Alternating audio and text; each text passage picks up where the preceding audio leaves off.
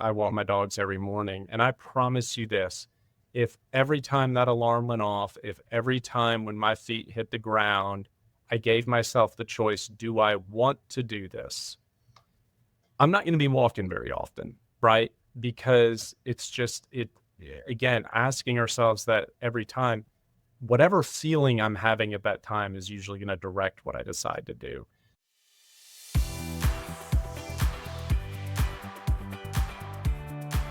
Welcome to Gap to Gig, the show for dads navigating the in-between season when work, identity, and priorities start asking different questions.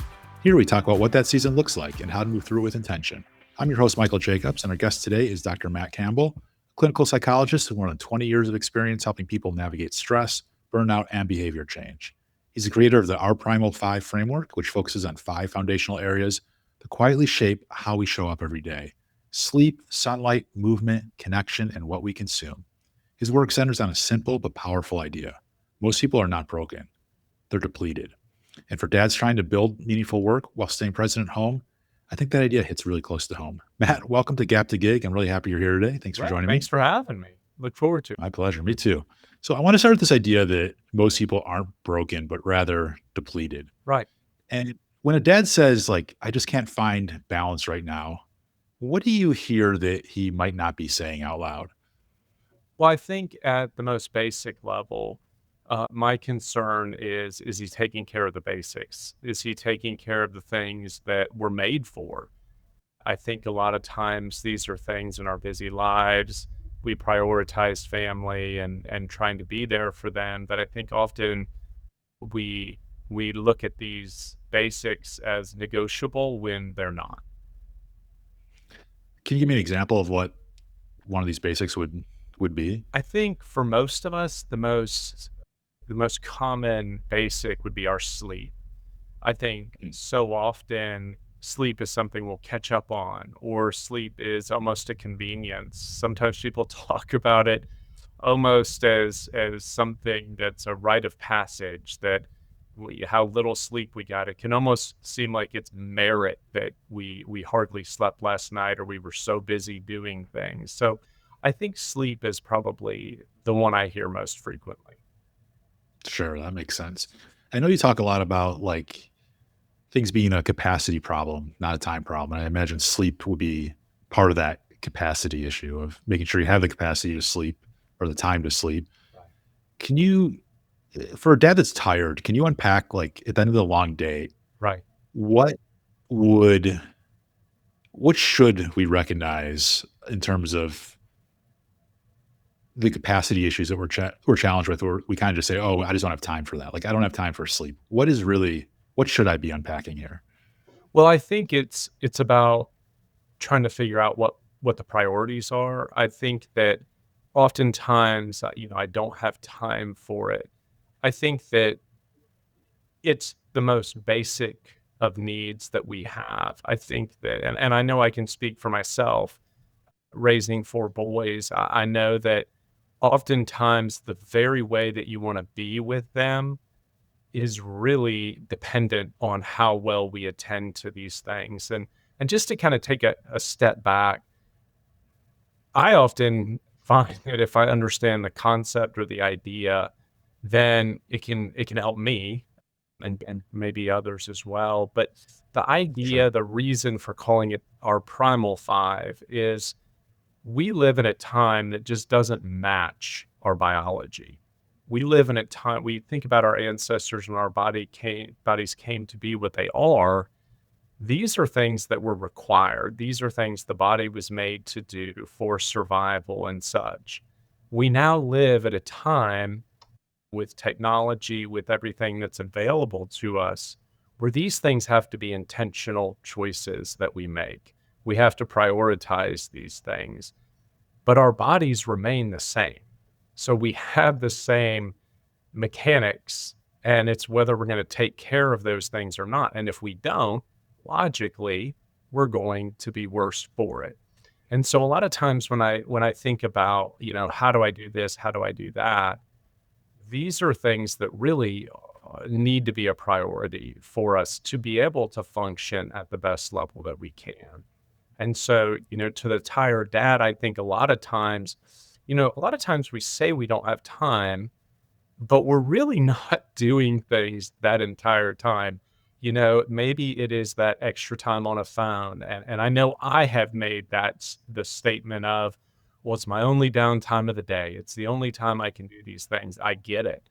I've been there many times, but I think that recognizing how much better I'm going to be if I can consistently prioritize, we're talking about sleep right now, and that's an enormous one. But if I can prioritize that, I'm going to be better for the rest of things. Right. Absolutely. And I think there's ways to recapture, per se, your time, right? Like, yes, I think we all need downtime, right? But like you said, like we might catch ourselves scrolling on our phones for too long. But even in a typical day, if you were to take inventory of how you spend your time, Right. I think you would find for most people or most dads that there are distractions. There are things that pull you away from what your intention was to do, and then depletes your capacity because now you've spent energy on things that aren't bringing you energy or getting you to the point where you can rest and restore and do the things that you need to do for yourself. Get sunlight, like is one of your primal five. And I think like I love this idea of harkening back to where our ancestors came in terms of what is important to ourselves, because in this day and age with things being online and we're constantly looking at our devices on social media, we're Right. constantly sharing things, and it seems like we're always in communication, always doing something. Everything is more sped up today than it was even 20 years ago, I think. And to figure out a way to slow ourselves down a little bit to make sure we take care of ourselves. Because I think if I'm understanding what you're saying correctly, we have to take care of ourselves in order to do the other things that we want to take care of, including taking care of our family, including doing work that means something to us, doing the things we want to do day to day.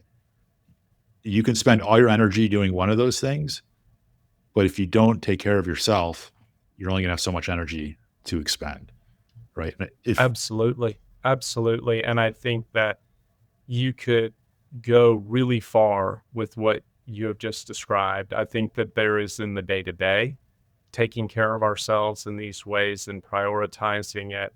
I think that you can look at our longevity and our health. I think being a psychologist, one of the things that I look at a great deal is how it affects our emotional functioning.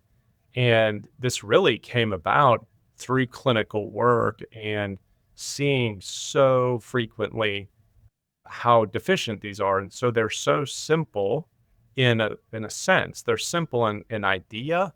In application, the numbers tell us it's quite different.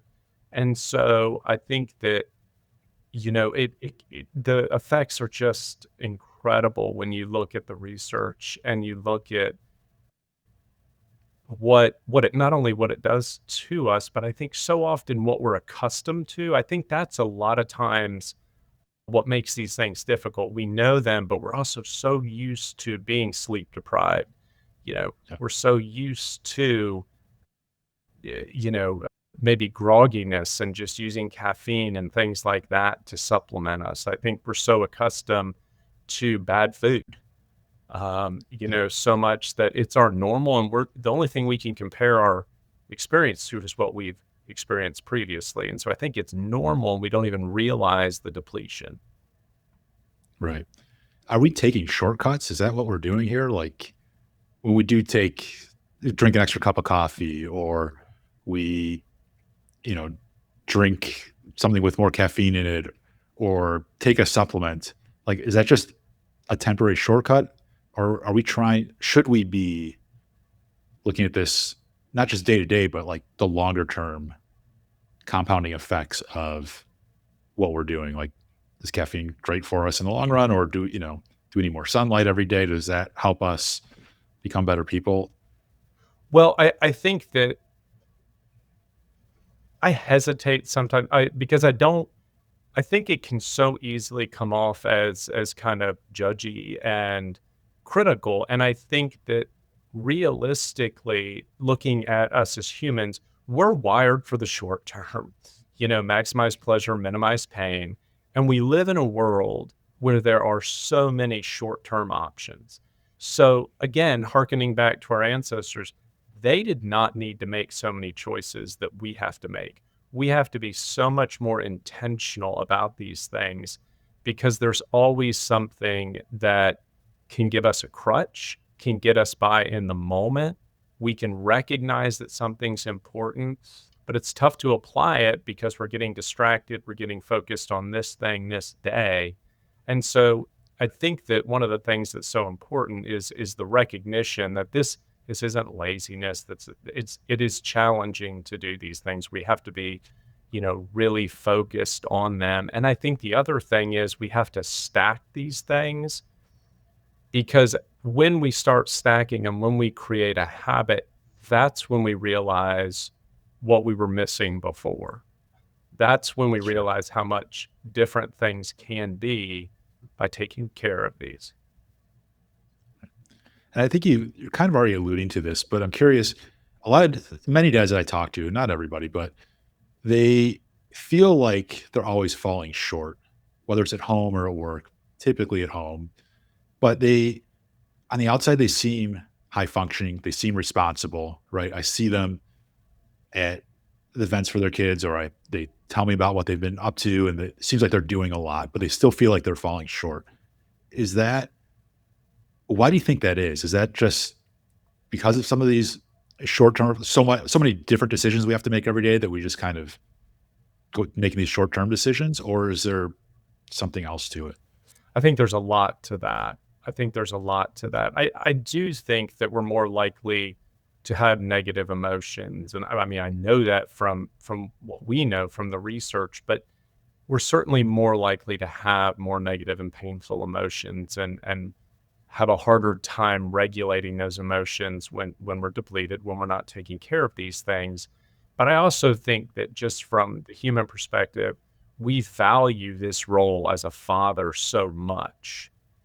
We Yeah. want so much to do it as well as is possible. And then I think there's that comparison effect.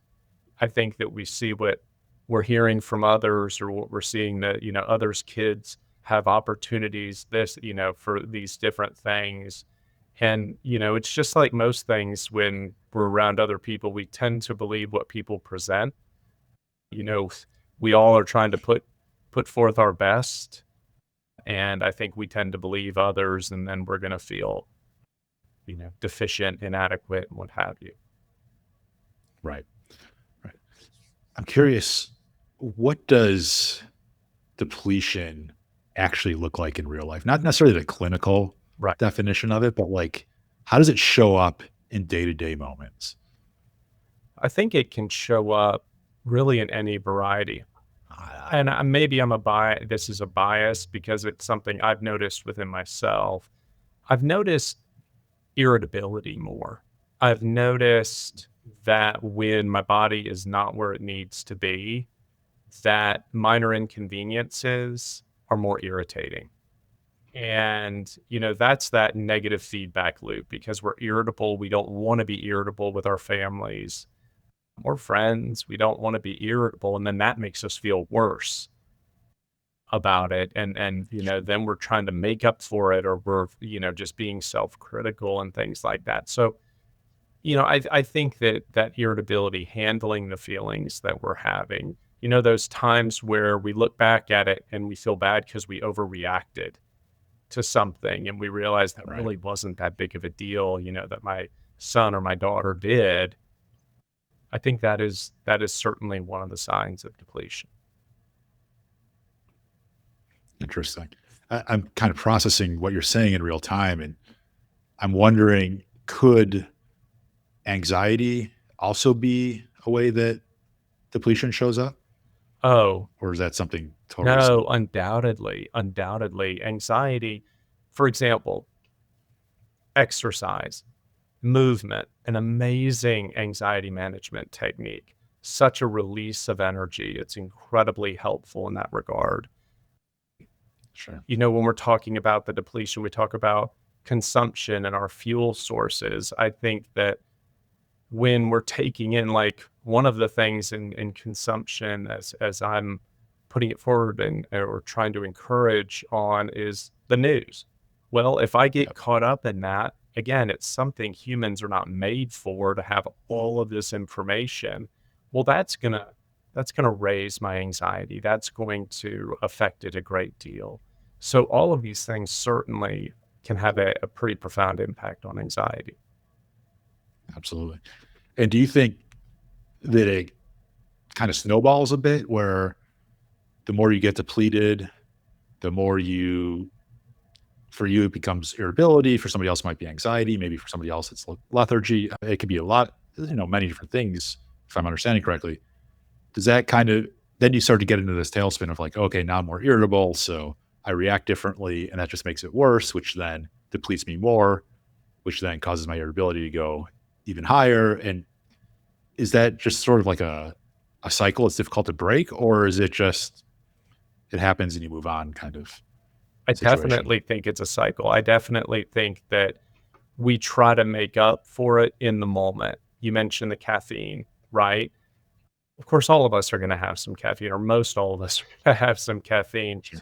But when we're really using that, I mean, just think about that as an example. I'm using caffeine to try to stay alert. I'm using it throughout the day. Well, what is that caffeine going to do when I'm using it throughout the day? Yeah, it's going to give me that 30 minute, I'm sorry, boost, and then it's going to fade. But then I'm drinking caffeine into the afternoon. Now, what am I putting in jeopardy? Falling asleep that night. And so I'm going to be more fatigued the next day again because of this. And so it feeds itself. Absolutely. And of course, I think the response to that would be, well, then what do I do in that, for that day? Am I just supposed to be tired the whole day? And some of that's a yes. I also think it's really about what we know about caffeine. The general rule is cut it off at noon, Yep. to help ourselves with that sleep that night. Right. It's so interesting. So you've mentioned that patience and presence are like biological states before their mindsets. It's really interesting to me that that can be, and it's starting to make sense to me now. Like, I mean, you told me this before, but now I'm trying to like, with what you're telling me now, it's like, oh, it's now maybe it makes a little bit of sense. What does that really mean though in practice? Well, I think that we're gonna have more patience the more grounded we are in what we're doing. We're gonna be able to have so much more perspective on things. We're very likely gonna be living in a way that kind of fits more with what we think is right and healthy and a clear, the clearer the conscience, the more perspective that we can have. It Right. doesn't become so clouded. And so when we can take care of these things and when we're feeling healthy, feeling healthy has a profound impact on being present, on being available when we're not worrying about some deficiency or some difficulty that we're experiencing in this regard. It's much easier to be present for others. Right. Right.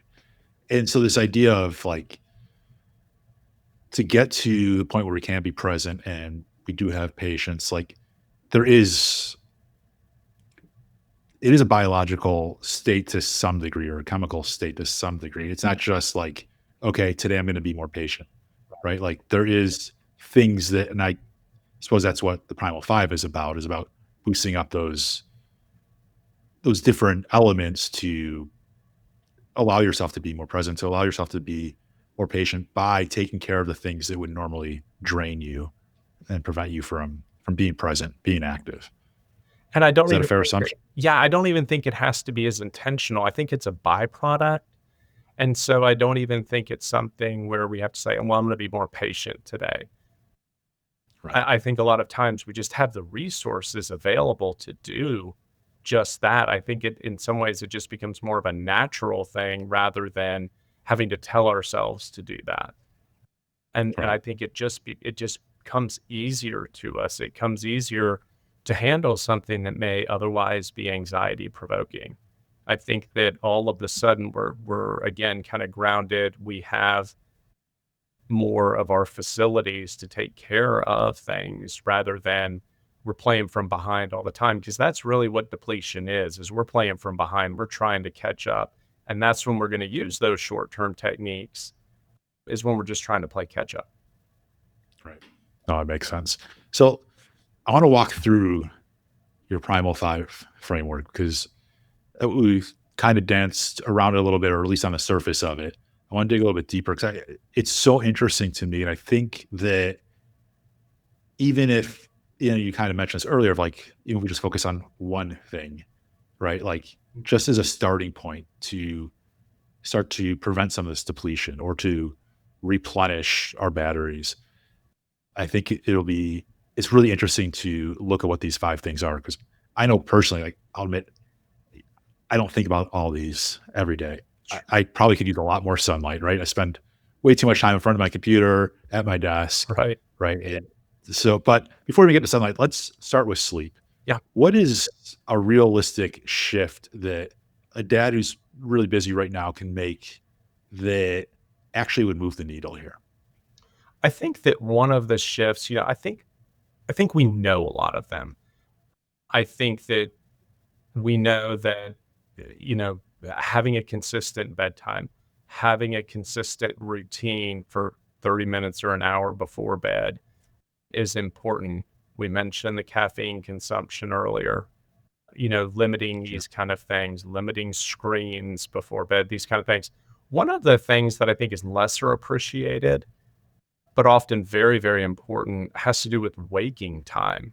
I think oftentimes if we can get consistency there, it starts setting us up, because sleep is all about conditioning. It's all about loading into the circadian rhythm. And so that's why the falling asleep part is, trying to find that time, is that it's just our body. It just adapts. It becomes conditioned that this is bedtime. I had a friend one time, or an old friend of mine, we would be sitting there hanging out, or it'd be a bunch of couples hanging out and things like that. When the clock hit 11, it didn't matter what we were doing. He was asleep. He had a routine, maybe too Yeah. much of a routine, really. But his circadian rhythm was locked in. And of course, we're not going to get that way. That's pretty rare. But that's the Right. idea. And wake time is just, it's the same thing as the time we go to bed. I love that how we talk about sleep. It seems like the conversation is always around going to sleep. Right. We never think about when is the right time to wake up and what are like the healthy habits around waking up. And I imagine it's different for each person, but finding what the right wake up time is for you, it's part of that element of consistency that you need for healthy sleep, right? Of Right. getting the right amount of sleep. Yeah, if you go to bed on time, that helps. You also have to wake up on time. And if you know, whether you wake up too early or too late, like as you said, it can mess with your circadian rhythms or what have you. So it's really interesting that you've kind of just flipped the lens for me of I always think about like what time should I be going to sleep? Really, I'd also be thinking about what time do I get up and Well, how do I do that right. consistently? Because oftentimes when we're working on sleep, one of the things that we're trying to do is to address the compensatory techniques. So that's things like sleeping in, you know, really late, caffeine, naps during the day, things like that. Those are things that kind of make bad sleep at night better in the short term. Now our bodies still need what they need, but we can make it Right. through the day better. But we're basically kicking the can down the road, is that's going to need to be addressed at some point. And Yeah. right, to what we're talking about, wake time, having a consistent wake time is important. I think though, this also reminds me of something that I think can be a roadblock for people, is the idea that perfection is needed. It's not. It's not needed. I think it keeps people away from working at these things. We're looking for improvement. We are looking Yeah. for improvement. That is the goal. Perfection's not even possible, so why make it something that we think on? Is that we're just trying to improve it. It doesn't need to be that at 6:30 every morning, every day of the week that I'm up, but we're just trying to trend more into something that kind of fits with what our bodies are made for. Right. That makes sense. So let's move on to sunlight because, like I said, that's one that when I was first setting up on Primal Five, I'm like, yeah, I don't think about this one nearly enough, or really at all, to be honest. Like I enjoy getting outside sometimes, but many times I'm just like, yeah, it's I've got something to do here. It's inside. I'll do it. And especially between depending on where you live, your days might be Mhm. shorter Yeah. some time of the year and gonna be longer other times of the year. And we're getting to the point where when most people listen to this episode, it's going to be the longest days of the year Mhm. where they are if they're in the US. And so why does it why does sunlight really matter more than people think? And whether the day is long or the day is short, how can we, especially as dads, fit that into our typical day? Well, absolutely. Sunlight is huge for mood. It's a mood enhancer. It really helps us. Again, if you think our ancestors didn't have climate controlled environments, they were outside Right. all the time. And so, obviously our bodies are going to be made for that. And it's funny you mentioned that as far as it's not something that we think all the time. When I was going, through these things and I was doing some research and looking at what was out there, I was even surprised, even though I preach it all the time, basically, when I was looking at just how much of a mood enhancer getting outside is. You asked about, for a dad, what would be a good thing to start with? It's pretty straightforward. Get outside in the morning. When you're having your cup of coffee, when you're, reading whatever you're going to look at maybe in the morning to get going, do it on the porch. Do it just outside to get it because morning sunlight is the ideal. 15, 30 minutes morning sunlight is gold. It's not only gold because it's kind of setting us up, it's that mood enhancement earlier, but it's actually a sleep management technique. Getting back to the circadian rhythm is it's locking in that at that time it's daytime. And Yeah. so that getting it in the morning really helps our body to kind of get locked in on these things when all we have is artificial light. It's not telling our body this. And so it's also helpful for that. And it's just as simple as, again, doing whatever we're going to do anyway in the morning, but just doing it outside, sitting on a porch, on a patio, whatever it is. Yeah.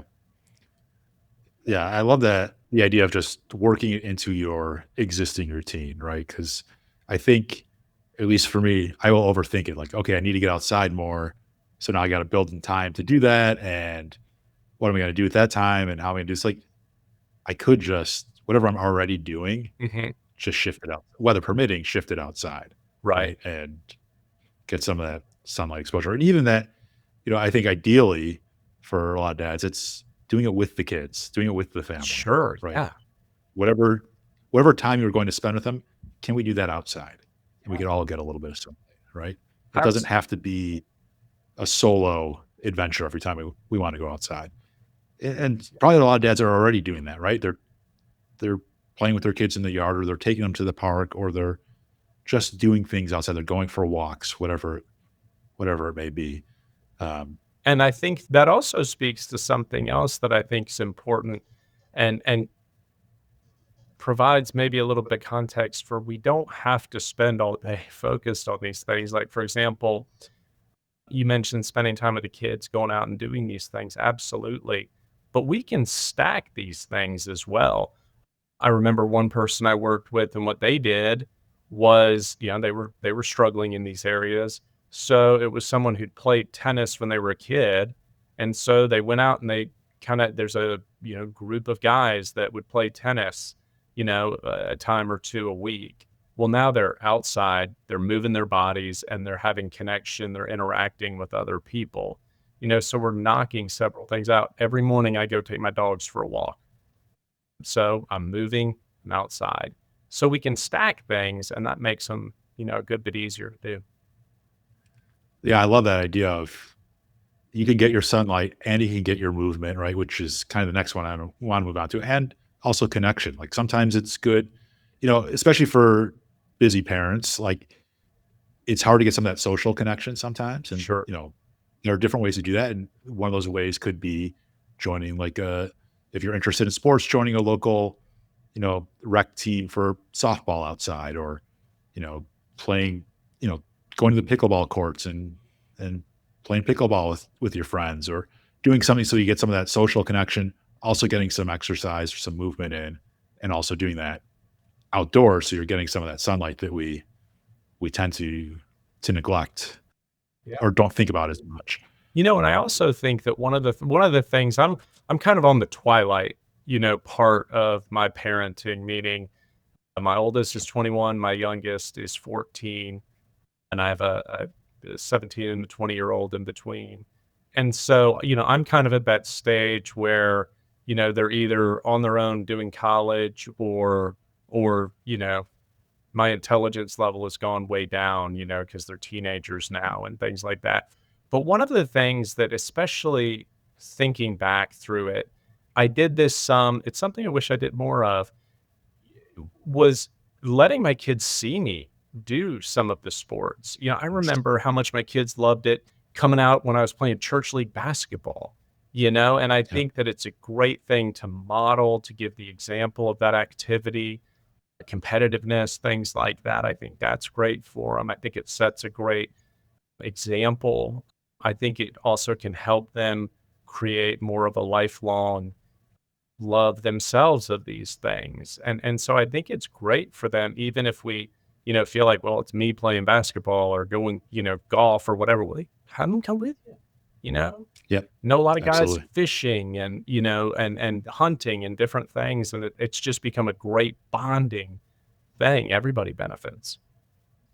100%. I couldn't agree with you more. I was just doing that recently with my kids. Of like, we went and played pickleball outside. And it's just Yeah, like, all yeah. right, let's go do this. Right. And it was a little bit of time outdoors, some fresh air, some movement, hanging out, having some laughs. Right. So there's some connection there too. It was just like, but you don't have to force it either. Right. Like, you don't have to be like, okay, from 7 to 8 every Monday, Wednesday, and Friday, we're doing this outside. Right. It can be a little bit less formal than that. It can be spontaneous. Yeah, Right. absolutely.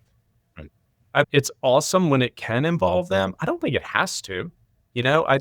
think it's good for them to see that we do different things, and that we have, that we're humans. That, we do things with friends and all of this. I think that kind of balance, I think that sometimes that's the best thing that we can do, is not have all the focus be on them. I think it it, Right. it helps them have a more realistic view of the world. Right, and gives them an opportunity to explore Yeah. at their own Yeah, pace, yeah, yeah. right, as opposed to, like, what we want them to do. Right. So, we've talked about movement and connection, but I'm curious, what does enough movement actually look like? We really would love 30 minutes. We'd love 30 minutes overall of movement. That's what we're looking for. And I use the term movement. I actually had a friend who is in exercise physiology, and she was looking at the workbook for me. And one of her things that or one of the suggestions that she provided for me was, why don't you move from exercise to movement? Because that's kind of what our field has done. Because I think sometimes exercise, people can, all sorts of different reactions to the idea of exercise. And that's not even really what we're going for. Just move your body. It tells your body things are okay. It's helping again with releasing energy. So many helpful things for us physically and emotionally that occur. And also, I like movement because I think sometimes when people hear exercise, they think either what they used to do, like, you know, the amount of weight they could lift or how far they could run or what sport, and things like that. And that can feel daunting. I think it also sometimes people think of that in terms of some extreme workout regimen, one of these gyms. And I think that stuff's cool. I think it's great. If that's somebody's thing, right on. But that's not that's not the requirement. Yeah. No, it makes total sense. I love the idea of movement. Like, I despise running. I think running is, like, I just don't like anything about running. Right. Nothing about it. It just it pains me emotionally, physically, whatever. Like it's just not my thing. But what I have discovered in recent years is walking, Yeah. right? And like not walking, not necessarily casually walking, not speed walking like in the Olympics kind of thing, but somewhere in between, right? Of getting breaking a sweat, walking long enough at a decent enough speed, right? And that is like for me, it gets me outside most of the year. You know, when the weather doesn't permit, I have to use a treadmill or something, but I prefer to do it outside. So I'm getting a little bit of sunlight, hopefully, and breaking stuff, but it also clears my mind, Right. right? And I always, yes, physically, my legs will get tired as I approach typically the 1 hour mark. Oh, wow, an hour. But That's good. yeah, but I leave or I finish that walk feeling more energized. I have more energy after the walk than I do before the walk. That movement for me is a replenishment, right? But it's walking. I'm not doing anything crazy. I'm not going to run a marathon. That's like my worst nightmare. I wouldn't run a 5K. I couldn't, oh, that just like gives me the shivers. Running is Yeah, not in my vocabulary. I don't like it. I've done it. I don't like it. Right. yeah. But I have discovered a different form of movement. And for me, that's walking. And for somebody else, it could be all kinds of things, right? It doesn't even have to be what we would generally consider exercise. It could be gardening or something where you're up and moving and moving from place to place or lifting things and moving whatever it might be. I mean, there's a million ways I Right. suppose you could do movement. Are, and, I think of, again, I don't mean to beat this into the ground, but again, think about our ancestors, they were not running marathons. They were not Right. lifting exceptionally large amounts of weight on, these metal objects and things like that. It's moving, it's doing the functional things that are involved in daily life. And that's what we're Yep. going for. It is funny though, your feelings about running. I remember watching a comedian and he said, I will start running the next time that I see someone jogging with a really big smile on their face. So that clicked with That's me. But I actually have seen some things that walking is every bit, if not better, than jogging. I think that there are a lot of benefits. There's benefits to sprinting and such and these things. But I think walking is really an underrated physical activity. yep. Yeah, I'm certainly preaching the walking movement, but it might not be for everybody. I understand that, right? Just like running's not for me, and it might be for somebody else. Sure. But there's all to say. It's just there's options, right? We Yeah. just have to take the initiative to start moving, Right. which sometimes is easier said than done. And it also can be incorporated in the day, right? It doesn't have to be a Mhm. dedicated 30 minutes. It Right. could be, I'm taking opportunities within my day. Yep. I think that most of the physiology folks would say it's great for those of us who have office jobs that we're sitting in these comfortable chairs all day long just to get up and take 5 minutes of opportunity to move around and do something. Obviously Yep. most all of us have heard the idea of take the stairs, when, between that and Right. the elevator. So there are these opportunities where we can do it throughout our day and it doesn't need to be this thing where we have to set aside, 30 minutes to an hour to do it. Sometimes it's just finding the opportunities within our day. Right. And that's like going back to when we say we don't have enough time in the day. Right. That is a way to find time, right? Find Abs- a small pocket here, a small pocket there. You might be in between calls. You might have, 5 minutes before you're waiting for somebody to respond to your email. Like that's maybe the time to get up and move around, right? Right. Go up and down the stairs or go outside for a minute or two or a couple minutes and just start stacking those 5 minutes here, 5 minutes there. Right. And you don't need a half an hour after work to figure out when am I going to exercise. It's like, okay, you've got it spread out throughout the day when time allows for it. And what might not be the exact same time every day. That's okay. Right. But it's just that you're starting to incorporate movement into those openings that you have. And then you don't have to worry about that, finding that extra 30 minutes later. Absolutely. Yeah, I like the way you said that. It really is something of just taking our opportunities when we can do it. Yeah. And, I think that again, just recognizing that's what we're made for. We're Yeah. made for this. And so we exercise is for our emotional, for our physical health. And even though we all love to have the six pack and the great physique, that's not really what we're going for here. That's not success, so to speak.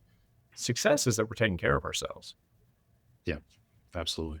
So I wanted to talk about connection. We've touched on it a bit already Yeah. because for me, I'm an introvert, right? So I get some of my energy comes from getting some time for myself, right? And typically the more social the setting is, the more energy it requires from me. What kind of connection actually restores energy for most people versus just taking more of it? What this connection is referring to, it is not quantity. It's not the number of people. It's, as a fellow introvert, it really is not about having a large network at all. And in fact, there's nothing wrong with having a large network, but if we have that as our focus, we may be losing the essential part of connection, which is something with another person where the relationship is the end, right? The relationship is the reason. That person is the reason. It's not how beneficial this is to me. This isn't, it's not a means to an end. It is the end. And Yeah. so, that's the idea of this is that there's a shared caring that we have or concern for one another, someone who actually will listen to what we're talking about and vice versa, because it really starts with what we can control.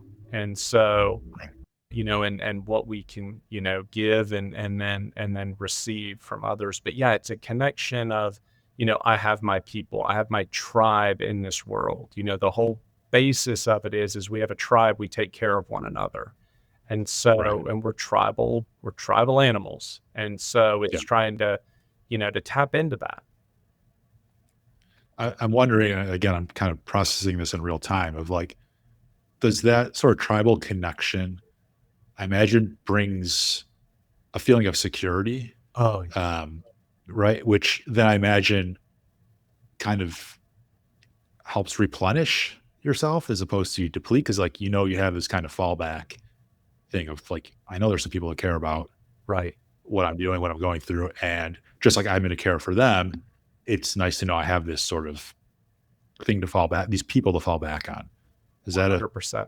Absolutely. We're not alone. And really, the thing is, there's actually a white paper on the loneliness epidemic.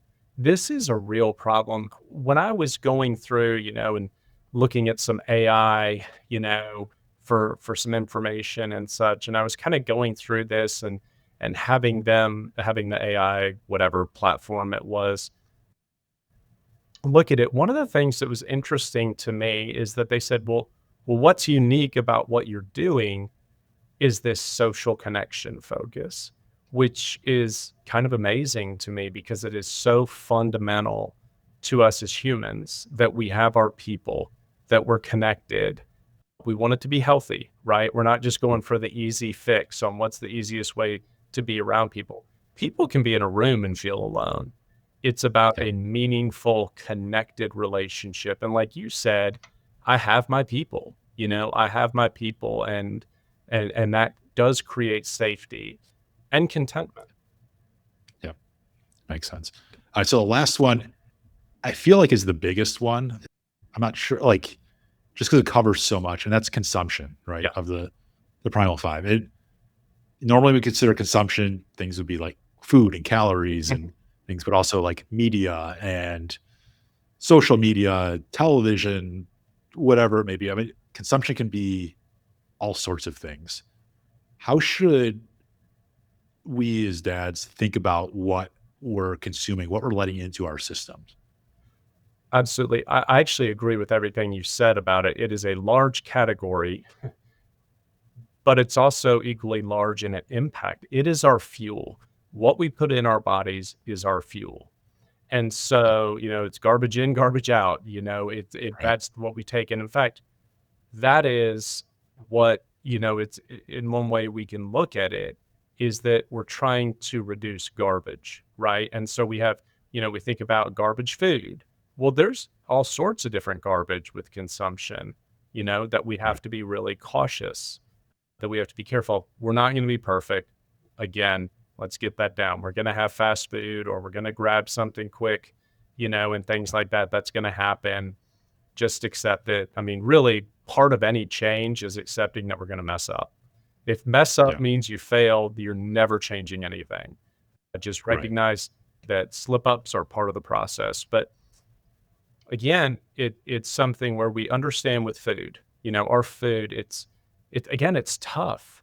It's tough because the processed food that's available to us taps in to that biology that sugar was less available to our ancestors. So there's a high reward basis for consuming it.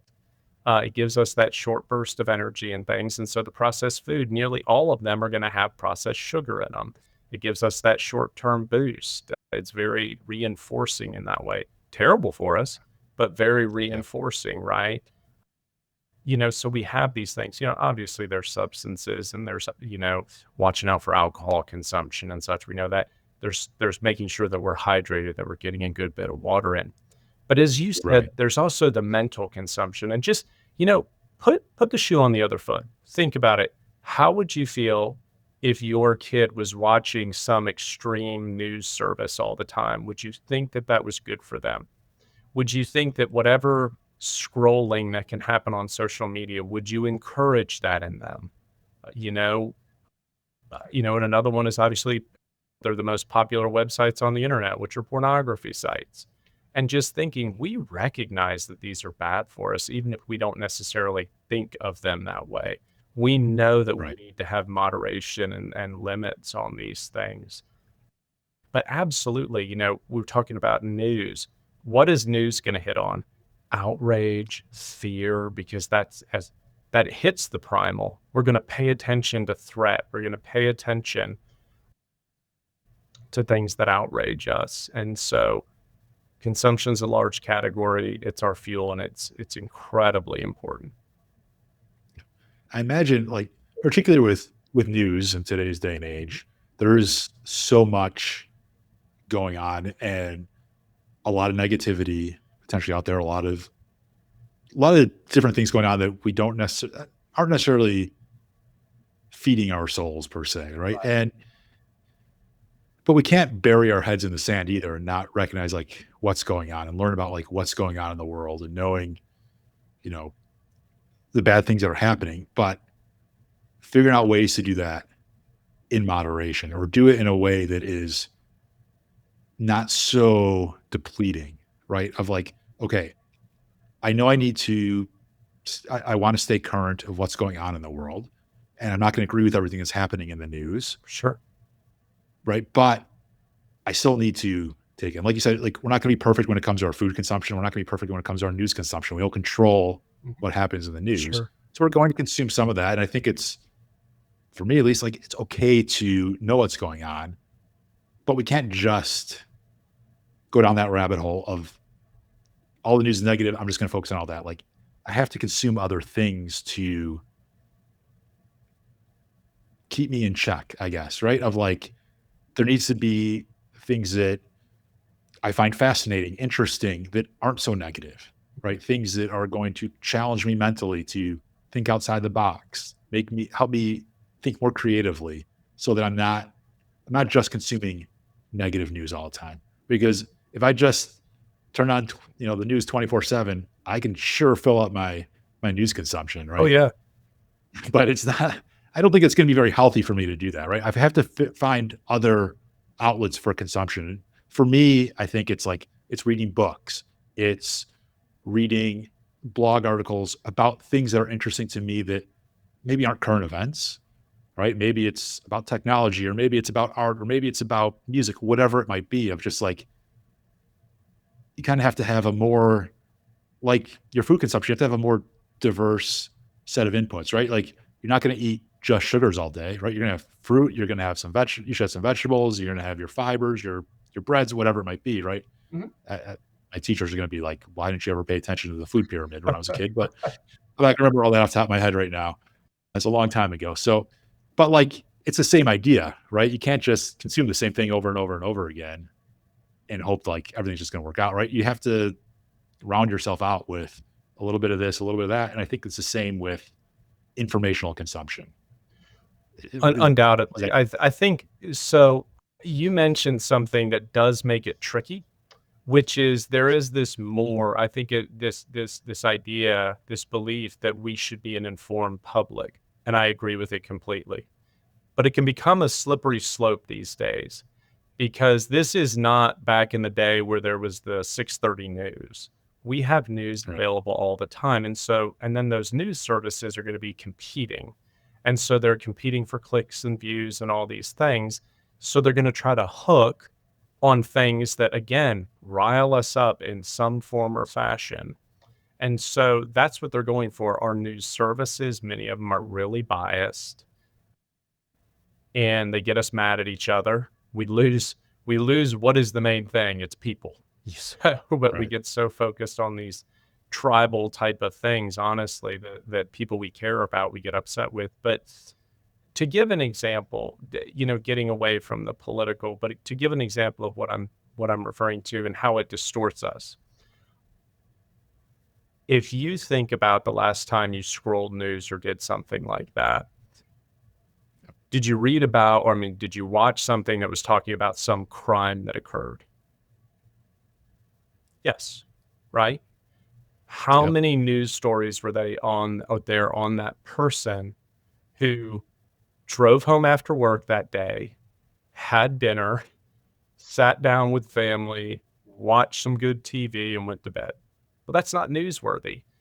But for Right. our brain, what happens is what the input is it affects our perception. I had a client one time that was terribly fearful of someone breaking in their house and doing them harm. And at one point I asked them, "How likely do you think this is?" I said 50-50. So that is truly terrifying. If I thought every time I put my head to the pillow, something bad could happen like that, that'd be terrifying. But what happened is this person was watching the news, the local, news for the city, Memphis, that's near us. And so they were inundated with this information. Well, that affects our brains. We all of a sudden think that's more likely.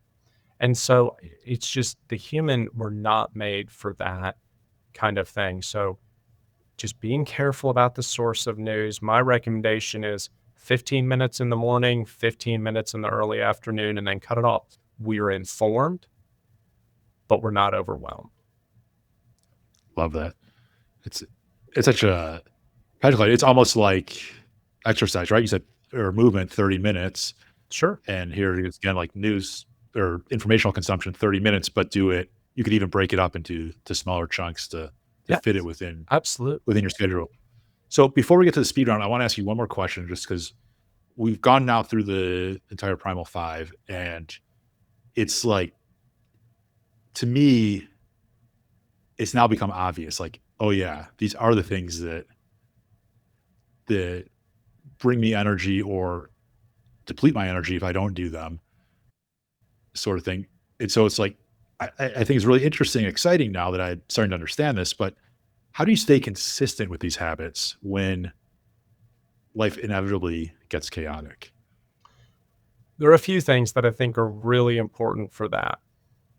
The first is scheduling or routine, I guess is a better term, better word for what I'm looking for. Routine helps tremendously. What routine does, when we can establish a routine, it takes thinking out of it. And that helps Yep. us when we're thinking about choices. I mentioned earlier that I walk my dogs every morning, and I promise you this, if every time that alarm went off, if every time when my feet hit the ground, I gave myself the choice, do I want to do this? I'm not going to be walking very often, right? Because it's just, again, asking ourselves that every time, whatever feeling I'm having at that time is usually going to direct what I decide to do. So routine really helps us to just go ahead and, the old Nike, or quote is just do it, is we just get Right. moving. That's one thing that's really important. I think another thing that's related to that that's really important is we don't always have to feel like we want to. If we're relying on being motivated all the time, we're not going to make many changes because just the reality is we're not going to feel like it. And Right. so moving forward doesn't mean we need to be gung ho and such. And it's not easy. I mean, we want to do what we feel like. Allowing ourselves to slip, and this is such a big one, is allowing ourselves to slip. Like you said, days get busy, things like that. Okay, well, if I slipped, use it as an information piece. Okay, well, I slipped. This was going on. What might be good in the future? Because real change involves plateaus and dips. And then I keep working at it. And now I have something because I've learned where the places I can slip are. I'm more prepared. And so I can keep it up. But we're not going to be perfect. Just that's the essential. And we're going to slip. And as long as we're continuing to move forward with it, that's success. Love that.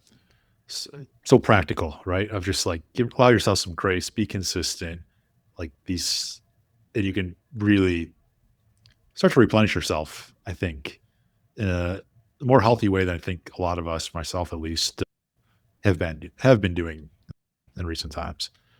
All right, so I want to go from the serious to the not so All serious. right, Let's let's jump into go. the speed round.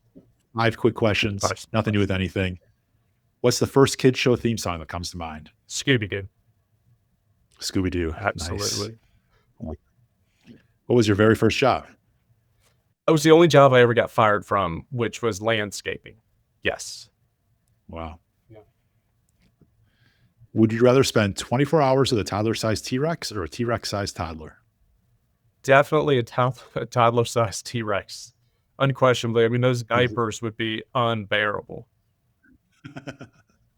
Fair enough. Yeah. See, that's a practical answer, There you right? go. Yeah. What's your go-to karaoke song or the one you would sing if you had to?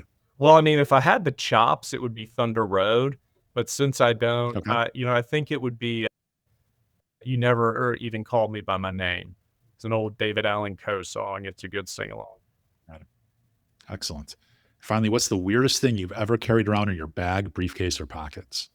Weirdest, I don't know. I think that the most inconvenient is when I would have, like, a chocolate, you know, something in my pocket and then would find out I had it when it got out of the dryer. But I think to me, one of the things that I just think is silly because of the superstition is whenever my kids would play a sport, and I'd have a ticket from it, if they had a good game, that thing was staying forever. Like I have so many old baseball, tickets from some, little tournament they played in. I just couldn't get rid of them. So I'd keep them in my bag or keep them in my pocket, in my Love wallet. that. A great answer. So cool.